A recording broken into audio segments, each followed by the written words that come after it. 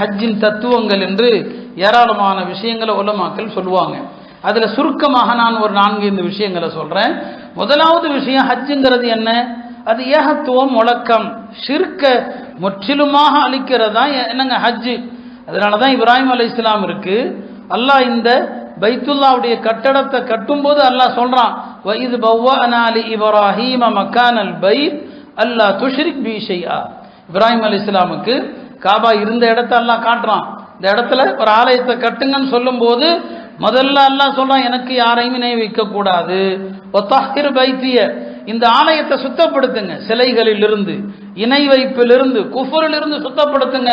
அப்ப லப்பைக் அல்லாஹும்ம லப்பைக், அதுதான் அரபுகள் பெருமானார் வருகைக்கு முன்னால அவனும் தல்பியா சொல்லுவான். யாரு? மக்காவுடைய முஷ்ரிக்கும் தல்பியா சொல்லுவான். ஆனா வினோதமான தல்பியா. முதல்ல எல்லாம் நாம சொல்ற மாதிரியே சொல்லுவான், லப்பைக் அல்லாஹும்ம லப்பைக் லப்பைக லா ஷரீக லக லப்பைக். நாம் என்ன சொல்றோம்? லப்பைக்கனா அல்லாஹ் எப்போதும் உனக்கு கட்டுப்பட வந்துட்டேன், உனக்கு இணை இல்லை, லா ஷரீக லக், உனக்கு இணை இல்லைன்னு சொல்லுவான். அவனும் சொல்லுவான் லா ஷரீக லக்க. பின்னால ஒரு வார்த்தையை சேர்த்துக்குவான், இல்லா ஷரீகன் ஹுவ லக்க, உனக்கு நீயே ஏற்படுத்தி கொண்ட இணையை தவிர, உனக்கு நீயே ஏற்படுத்தி கொண்ட இணையை தவிர அப்படின்னு ஒரு வார்த்தையை சேர்த்துக்குவோம். அதனாலதான் 2 தடவை லா ஷரீக லக் லா ஷரீக லக், இல்ல உனக்கு இணை கிடையாது, உனக்கு இணை கிடையாது. முதல்ல ஹஜ் என்றாலே அது ஏகத்துவ முழக்கம். வாழ்க்கையில எந்த இடத்திலும் ஷிர்க்குக்கு இடமளிக்காதீர்கள்.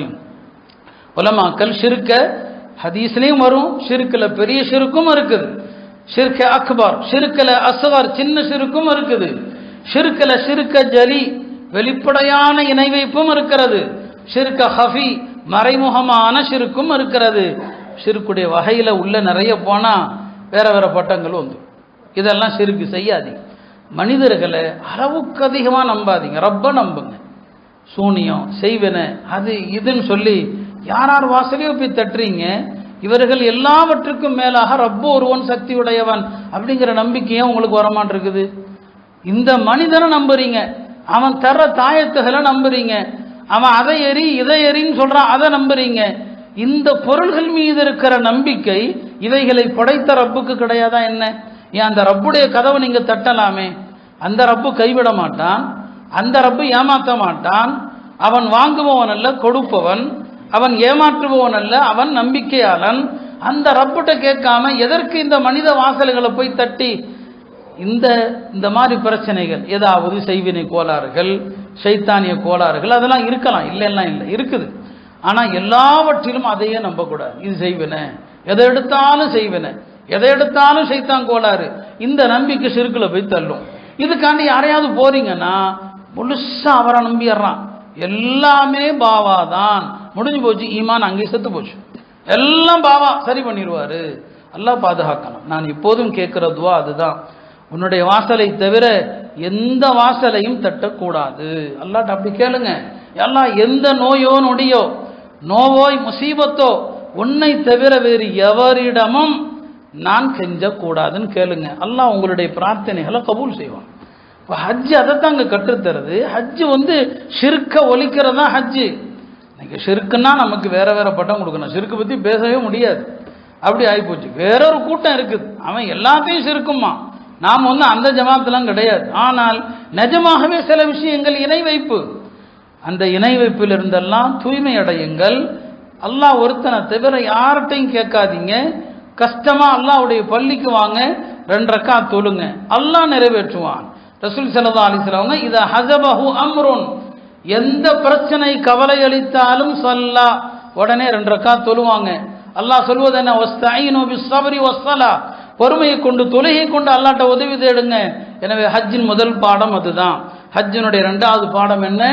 தஸ்லீம், அல்லாஹ்வுடைய கட்டளைக்கு சரணடையுதல். ஹஜ்ஜில் லாஜிக்கே கிடையாதுங்க, அறிவுபூர்வமா விஞ்ஞானபூர்வமா கிடையாது.